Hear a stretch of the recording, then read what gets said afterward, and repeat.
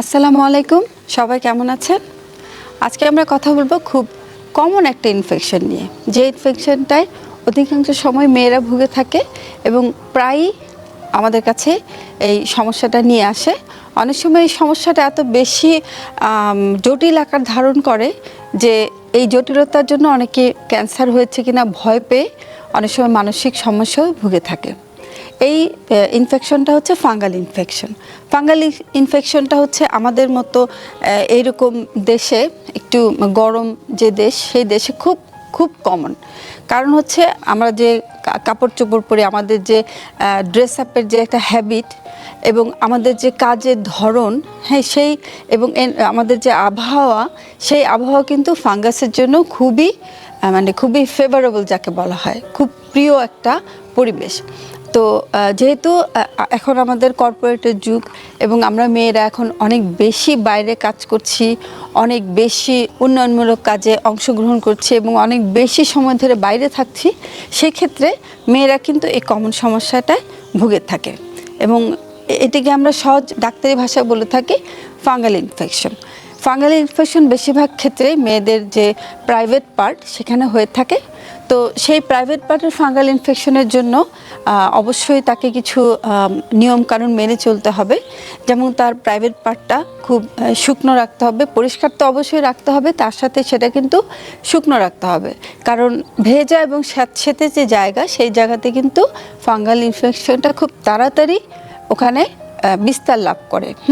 তো সুতরাং ওই ইনফেকশনটা যদি আমরা ট্রিট করতে যাই, আমাদের প্রথম শর্ত সেটা হচ্ছে পরিষ্কার এবং সেটাকে শুকনো রাখতে হবে। এবং তারপর যে ব্যাপারটা আমরা খেয়াল করতে বলি, যে আন্ডারগার্মেন্টস যেটা সে ইউজ করছে, ব্যবহার করছে, তো সেটা যদি দিনের মধ্যে 2-3 বার সে চেঞ্জ করতে পারে, তাহলে তার জন্য খুব সুবিধা হয়। আরেকটা ব্যাপার খেয়াল করতে হবে, যদি আমরা বারবার চিকিৎসা করি কিন্তু ফাঙ্গাল ইনফেকশনটা ভালো হচ্ছে না এবং সেটা তার প্রাইভেট পার্ট থেকে অন্য পার্টে ছড়ায় যাচ্ছে, তাহলে কিন্তু অবশ্যই তাকে বিশেষজ্ঞর কাছে যেতে হবে, তার ফিজিক্যাল পরীক্ষা করাতে হবে এবং সেই সাথে কিছু রক্তের পরীক্ষাও কিন্তু করাতে হবে। এই ফাঙ্গাল ইনফেকশনটা কিন্তু এক জায়গা থেকে আরেক জায়গায় চলে যেতে পারে। সেই জন্য আমরা সবসময় বলি, আপনারা যখন প্রাইভেট টয়লেট থাকবে না বাইরে, তখন তো অনেক সময় আমরা যেটাকে বলি গণ টয়লেট ইউজ করতে হয়। সেক্ষেত্রে কিন্তু একটু সাবধানতার প্রয়োজন আছে।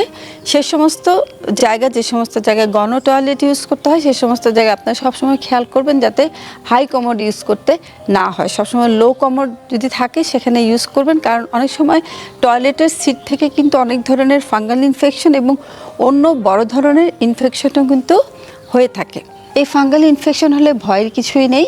ফাঙ্গাল ইনফেকশনের চিকিৎসা খুবই সহজলভ্য এবং এটা খুব দামি কোনো ওষুধও আমাদের ইউজ করতে হয় না। আমরা প্রথমে ওখানে কিছু ক্রিম ইউজ করি এবং এই ক্রিম দিয়ে যদি ভালো না হয়, তাহলে তার চেয়ে বেশি কিছু মুখে খাওয়ার ওষুধ অথবা অন্য কোনো ভিটামিন আমরা ব্যবহার করে থাকি। তবে সব কিছু নির্ভর করছে যে যার ফাঙ্গাল ইনফেকশন হয়েছে তাকে অবশ্যই ডাক্তারের কাছে আসতে হবে এবং একটা শারীরিক পরীক্ষা এবং কিছু ল্যাবরেটরি টেস্ট করে বুঝে নিতে হবে যে কেন ফাঙ্গাল ইনফেকশন হচ্ছে। কারণ আমি যে বলছি ফাঙ্গাল ইনফেকশন কিছু ক্রিম দিলে ভালো হয়ে যায়, সবার ক্ষেত্রে কিন্তু সেটা নাও হতে পারে।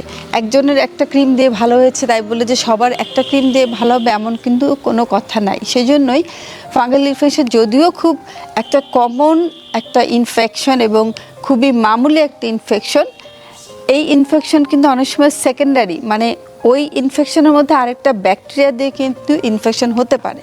সেই ক্ষেত্রে কিন্তু এই ব্যাপারটা একটু জটিল হতে পারে এবং আপনারা সবসময় মনে রাখবেন যে একটা ইনফেকশন যখন জটিল আকার ধারণ করে, সেই ইনফেকশনটা কিন্তু ব্লাডে চলে যায়, রক্তে চলে যায়। রক্তে যখন চলে যায়, সেই রক্তের মাধ্যমে কিন্তু সেটি পুরো শরীরে ছড়িয়ে যেতে পারে।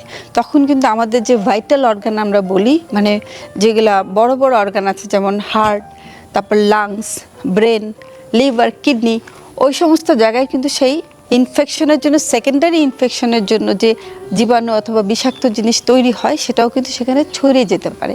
সুতরাং যেটাই হোক না কেন, ফাঙ্গাল ইনফেকশন হোক অথবা মামুলি কোনো ইনফেকশন হোক, আপনাদের প্রতি অনুরোধ, আপনারা অবশ্যই একজন বিশেষজ্ঞ ডাক্তারের সাথে যোগাযোগ করবেন। নিজে অন্যের কাছ থেকে শুনে ফার্মাসিতে গিয়ে ওষুধের দোকানদারের লোকের কথা শুনে অবশ্যই কোনো ওষুধ ব্যবহার করবেন না।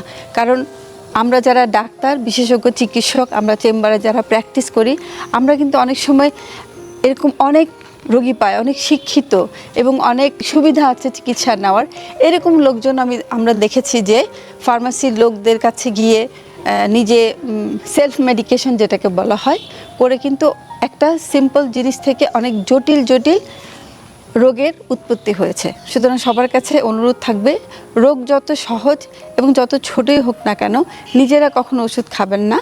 অবশ্যই আপনাদের হাতের কাছে অনেক বিশেষজ্ঞ ডাক্তার আছে, ইদানিং টেলিফোনেও অনেক সমাধান পাওয়া যায়। আপনারা অবশ্যই ডাক্তারদের সাথে কথা বলবেন, সেই মতো আপনাদের নিজের শরীরের চিকিৎসা করবেন। সবসময় মনে রাখবেন, পৃথিবীতে যদি সবচেয়ে আপন এবং সবচেয়ে নিজের বলতে কোনো জিনিস থেকে থাকে সেটা হচ্ছে আপনার নিজের শরীর। সুতরাং নিজের শরীরের যত্ন অবশ্যই নেবেন। সবাই ভালো থাকুন, সুস্থ থাকুন।